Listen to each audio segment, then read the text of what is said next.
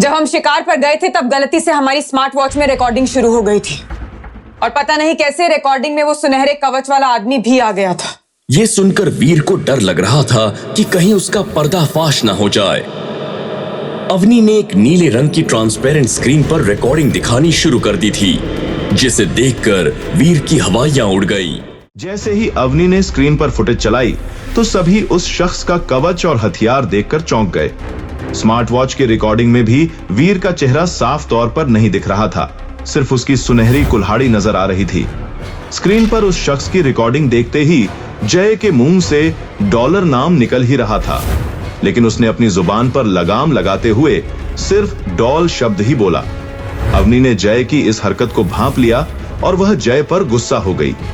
वह उस पर चिल्लाने लगी और उससे डॉलर के बारे में पूछने लगी। जय चुपचाप अवनी के गुस्से का शिकार बन रहा था। अवनी ने सभी लोगों को डॉलर के बारे में पता लगाने के लिए कह दिया। सुनहरी कुल्हाड़ी को जमीन में दबाकर वीर देवाश्रम लौटा ही था कि देवाश्रम के गेट पर उसे व्योम और उसके बाकी साथी पहरा देते नजर आ गए थे। वो लोग देवाश्रम के अंदर जाने वाले हर आदमी की तलाश लेकर उससे पूछताछ कर रहे थे। वीर समझ गया कि वो सब लोग उस डॉलर की तलाश कर रहे हैं और जिस तरह से सबके चेहरे पर 12 बजे हुए हैं, उससे ये बात तो साफ है कि अभी तक उनके हाथ कुछ नहीं आया। वीर ने सोचा, बेचारों को अंदाजा भी नहीं है कि जिस डॉलर को ये लोग ढूंढ रहे हैं उसे पकड़ना मुश्किल ही नहीं, नामुमकिन है। वीर को अपनी ही बात पर हंसी आ गई। अब जब उसने उस सुनहरी कुल्हाड़ी को छुपा दिया है तो उसे किसी चीज का डर नहीं है, इसलिए वो बिना डरे गेट पर अपनी तलाशी देने के लिए तैयार हो जाता है। व्योम पहले से ही बहुत खराब मूड में था और वीर को देखकर तो वो और भी ज्यादा चिढ़ गया था। उसने चिल्लाकर अपने साथियों से कहा, अरे इस पर अपना समय क्यों बर्बाद कर रहे हो? ये किस एंगल से तुम्हें डॉलर लग रहा है? अगर ये डॉलर है ना तो फिर मैं अमिताभ बच्चन हूं, समझे? इससे पहले कि उसका साथी वीर की तलाशी ले पाता, व्योम ने उसे रोक दिया था।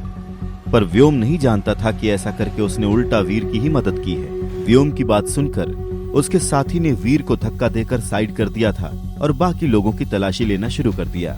वीर के चेहरे पर मुस्कान आ गई थी। ये नहीं जानते कि गंगाधर ही शक्तिमान है। वीर ने हल्का सा हंसकर उन लोगों को देखा और अपने कमरे की तरफ चला गया। हालांकि जब वो कमरे की तरफ जा रहा था तब रास्ते में सब लोग उसे एक ही चीज डिस्कस करते नजर आ रहे थे, सनसेट पॉइंट पर हुए इंसिडेंट के बारे में। सबके मुंह से डॉलर यानी कि अपनी खुद की तारीफ सुनकर वीर के चेहरे पर मुस्कुराहट आ गई। अपनी तारीफ के साथ साथ उसने कुछ ऐसा भी सुना जिसे सुनकर उसके कान खड़े हो गए। बहुत से लोग उसे डॉलर के बजाय डॉल कहकर बुला रहे थे।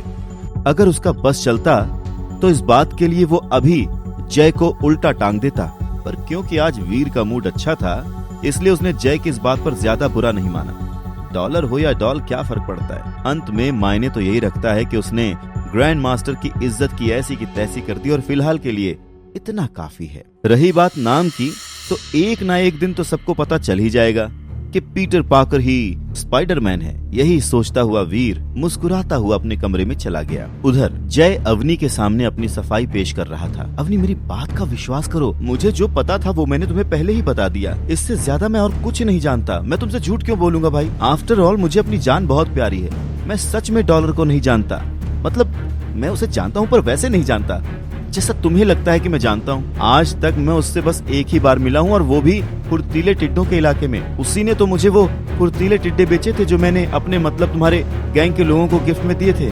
अगर तुम्हें मेरी बात पर विश्वास नहीं है तो तुम गैंग के लोगों से पूछ लो। उन्होंने ही उन फुर्तीले टिड्डों को देव आश्रम वापस लाने में मेरी मदद की थी। ट्रस्ट मी, इससे ज्यादा मैं और कुछ नहीं जानता। देव आश्रम के दूसरे कमरे में जय आंखों में आंसू लिए अवनी शेरगिल को अपनी सफाई दे रहा था। आगे की कहानी जानने के लिए देखें अगला एपिसोड सिर्फ पॉकेट FM के YouTube चैनल पर, और शुरवीर के सारे एपिसोड्स को सुनने के लिए डिस्क्रिप्शन में दी लिंक से डाउनलोड करें पॉकेट FM ऐप।